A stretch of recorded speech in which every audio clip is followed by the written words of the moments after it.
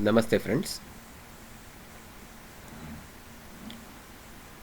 We are in lecture 2 of module 4 of basic electronics.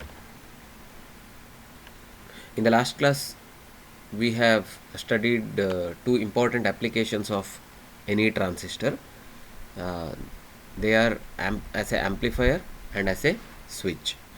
Today we will discuss little more about amplifiers, especially BJT as amplifier. Yesterday we have considered one example of audio amplifier. So for now let us think it as a black box. So in general amplifier can be considered as black box. Black box means what? We don't know what is inside, so we will consider it as a box and then let us name it as a amplifier. So what are the things available to amplifier? One input port which has two terminals here, and another as output port which has again two terminals. On the input side I connect a voltage Vi, and then on the output side I obtain an output. So amplifier is let us now try to build such an amplifier using a BJT. What we know is amplifier has four terminals. So 1, 2 on the input side and 3, 4 on the output side. So four terminals are there. But if you consider a BJT, it has only three terminals: base, emitter and collector. So from this we need four terminal. From three terminal we actually need four terminal in order to obtain a amplifier. So let us do some simple modification to this. So let me extend base and emitter terminal. So and then let us also extend the collector terminal on emitter terminal on the other side. So collector and emitter terminal extended. So emitter is extended on both the sides, base is extended like this, collector is extended. So let me also take this base on this side. Let me take the collector, and then emitter let us split into two, emitter and emitter. Now we obtain four terminals. So base and emitter and collector and emitter. So we can now think of this entire thing as a black box. That means a transistor is there inside this black box, and then two terminals here that corresponds to base and emitter. So if I do like this, so input is given to the base and emitter terminal, output is taken from collector and emitter terminal. So therefore now this amplifier we have built using this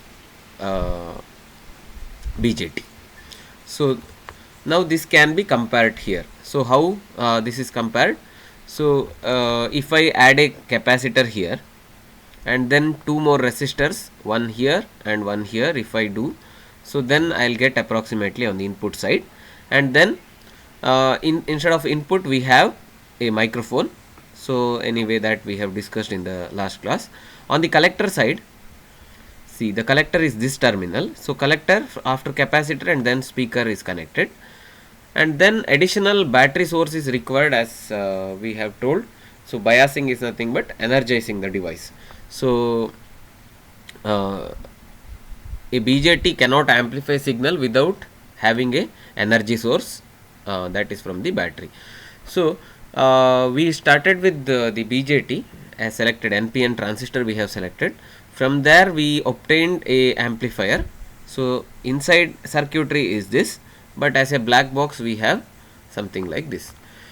So this configuration is called as common emitter configuration. That means emitter is common on both input side as well as output side. Similarly we have common base configuration and common collector configuration. Let us see that one by one. So common base configuration. So the base is common for both input as well as output. This is NPN transistor example, here PNP transistor example. Next we have common emitter configuration, just now we have seen. So base and emitter terminal is this, and then base terminal is this. A little change in the biasing configuration, just now we have seen without any biasing, but here biasing is applied. So some voltage is applied to the base and emitter terminal, some voltage is applied to emitter and collector terminal. Next we have common collector configuration. So here we have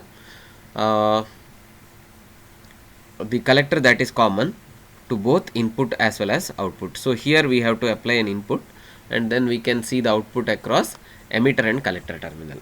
So these are the three configurations we have: common base, common emitter and common collector. But for our exam point of view, in our module we have to only discuss about the common emitter configuration, which is very versatile, which has special properties which is very useful. It has both current gain as well as voltage gain. So this configuration is generally used in most of the applications. So in the lecture 3 we will discuss this common emitter configuration, and we will also discuss little more about the amplifiers, and then we can go to the transistor switch and then oscillators and all the other chapters.